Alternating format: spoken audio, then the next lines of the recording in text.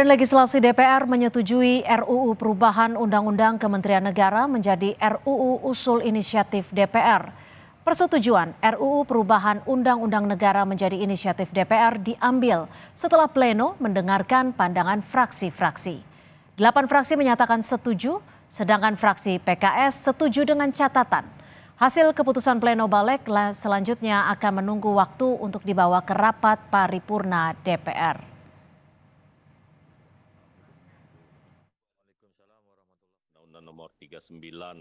Revisi Undang-Undang Kementerian Negara yang tengah digodok di DPR menuai sorotan. Ketua Badan Legislasi DPR Supratman Andi Aktas menyebut revisi Undang-Undang Kementerian Negara yang berbarengan dengan isu penambahan Kementerian Pemerintahan Prabowo Gibran hanya kebetulan belaka.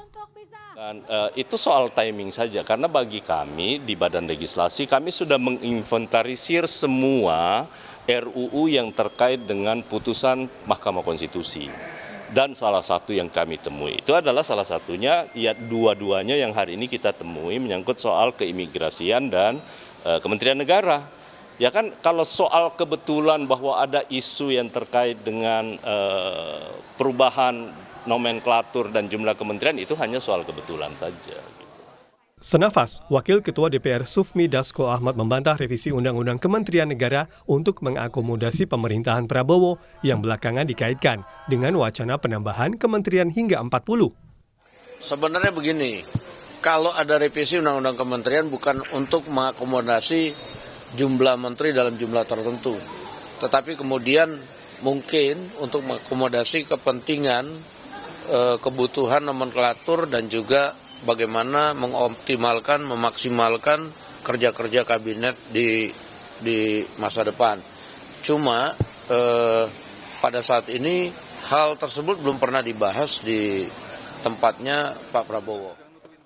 Selain alasan penyesuaian perkembangan zaman, Ketua Komisi 2 DPR yang juga Wakil Ketua Umum Partai Golkar Ahmad Doli Kurnia tak memungkiri revisi Undang-Undang Kementerian Negara juga untuk kepentingan akomodasi politik, meski sudah masuk prolegnas sejak tahun 2019. Yang namanya akomodasi politik itu kan saya kira nggak bisa dihindari juga. Ya. Nah, oleh karena itu berdasarkan dua hal yang tadi, nah momentum, kita punya momentum sekarang, punya momentum untuk melakukan revisi Undang-Undang Kementerian.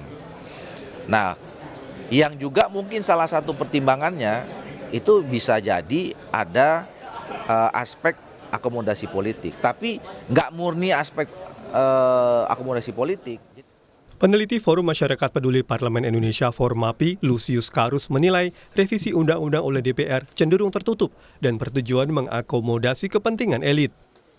Jadi saya kira ini siasat DPR yang memang pada dasarnya atau punya kecenderungan kuat tidak ingin melibatkan publik seluas-luasnya dalam setiap proses pembahasan RUU yang mereka lakukan. Apalagi kita tahu betul untuk RUU tertentu di mana RUU itu direvisi hanya untuk memenuhi selera atau keinginan dari pembuat RUU, dari partai politik, dari elit, dari penguasa, ya.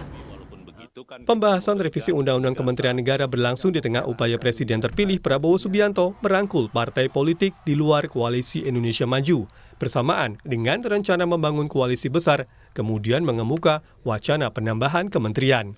Tim Liputan Kompas TV.